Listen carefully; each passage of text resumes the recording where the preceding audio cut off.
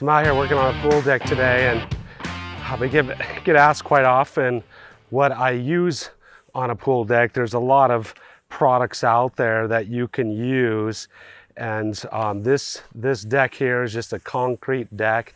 It's been treated. I've treated it approximately every two to 3 years, about 3 years. Up here in Idaho, we've got extreme weather conditions. Typically in the wintertime, the pools are frozen. There's snow typically on these decks for a significant period of time. So water, snow, ice. Up here in Idaho, it gets extremely hot in the summertime too. It's 105 it's been over the past week. So we get extreme conditions. So decks, wood decks, concrete decks, clear coats on concrete, it's typically every 3 years you're going to have to treat your surface if you want it to look good. And this is a product I'm using. It's H&C Color Top Solid Color Stain. Now I use a stain. It's a really thin coating, and it absorbs into the concrete and doesn't create like a film like a paint would that would peel. So it's really thin. It doesn't eliminate the profile of the concrete. On a pool deck, you want the surface to stay rough so people don't slip. There's additives you can put in the stain itself or your product to make it anti-slip, but this is a nice rough pool deck that doesn't need any additives. So I'm just rolling right along using a 3-inch Premier white woven roller, and I'm just applying a really thin coat. I don't want a heavy coat. I'm not trying to create a thick top coat. I'm trying to just color my concrete. I'm doing it the same color that was previously, which is artesian tan or artisan tan, however you want to pronounce it. So one of the reasons why I really like this product is it's really forgiving, doesn't show lap marks when you're applying it, so you don't have to worry about having a proper layout, which is really nice. You can just roll it on, in random directions. You're just trying to get a nice, good thin coat on. If I see any heavy edges and stuff as my roller empties out, I'm just going to go back and hit those spots to eliminate any heavy edges that the edge of my roller may leave. I do get people asking, how come I'm using a pan? When doing something like this, I'm really comfortable using a pan. You can use a 5-gallon bucket, but I like a pan because I could easily slide it around. It's easy to load up my roller, and I use a 9-inch roller, not an 18, because I got a lot of different things I got to work around. And so a 9-inch roller just works best for me. If you had huge, large open areas, you can use an 18-inch roller with an 18-inch pan, and it may be faster for you, but I'm comfortable using a 9-inch. Once again, this is a Premier white woven roller, and that won't shed and leave lints at all. I do keep a Milwaukee blower handy when I'm doing decks, just to keep, if leaves fall, anything falls, ants, bugs, I blow it off initially, and then I might blow it off again as I'm going.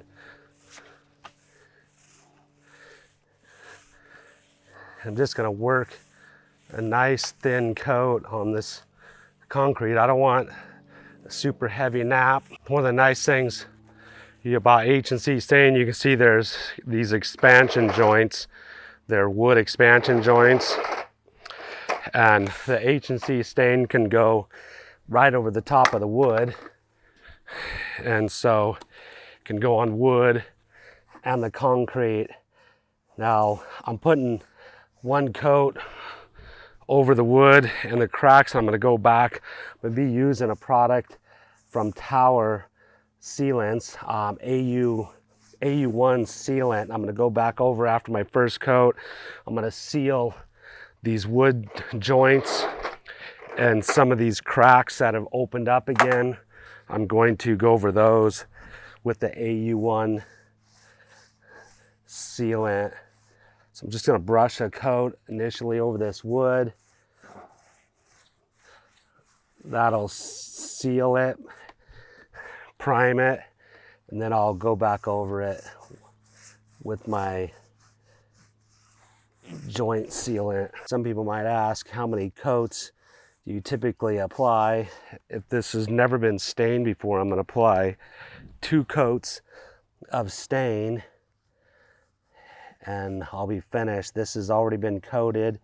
This is 3 years ago it was coated, so just 1 coat over the same color. If you're doing a color change, you're probably going to have to do 2 coats. I like sealing the joints and cracks too, to keep bugs, keep dirt, moisture out, to keep it from continuing to crack. So I'm just cutting in right along the pool deck here. I'm using a Paint Life Brook brush right here. It's a DuPont filament Tynex and Oreo brush, just the right amount of stiffness to do these cut-ins, and holds the stain very well. Perfect cut-ins right along this edge.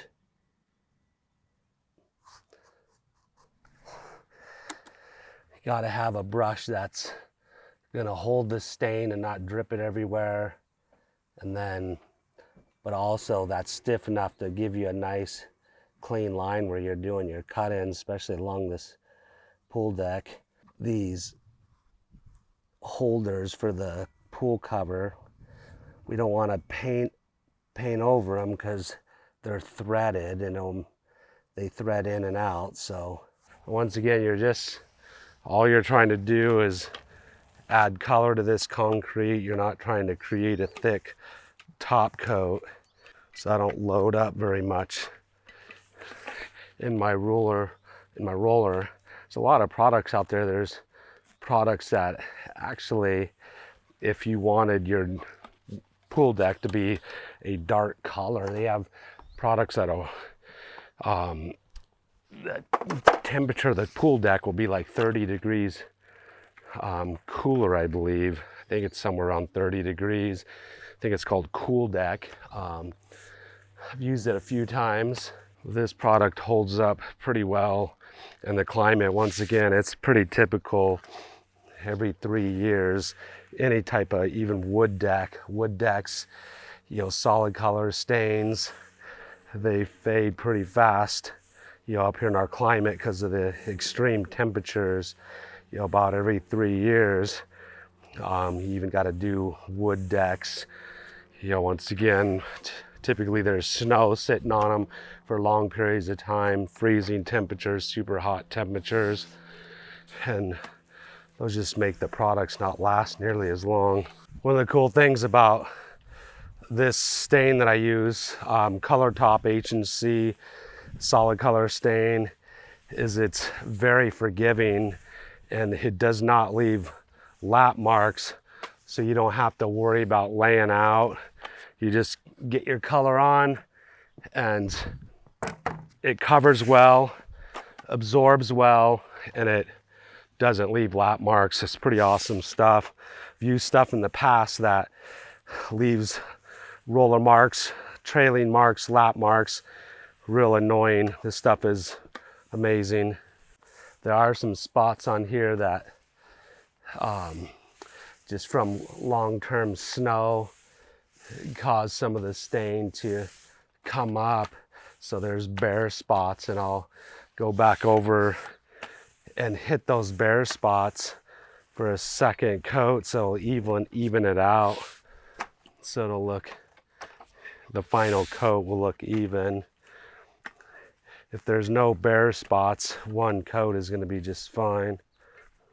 One thing that it's kind of interesting, it sounds kind of elementary, but it's you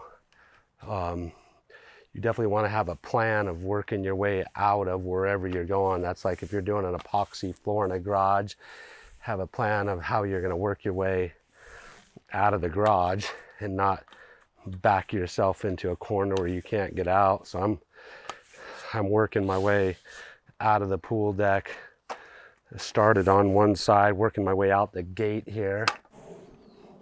I did taken prior to this, like 3 days prior, I pressure washed the concrete. So you want to make sure your concrete is nice and clean and etched really well. If it's really smooth concrete, you're going to want to etch the concrete. When I do my etching, I use muriatic acid. There's a lot of different things you can etch concrete with, but just make sure your concrete is nice and rough. One thing nice is if you're applying multiple coats, it dries really fast, so you can two coat it rather quickly. Any of these spots that are bare, I'll put my second coat over them to even them out after I seal all my cracks with Tower AU1.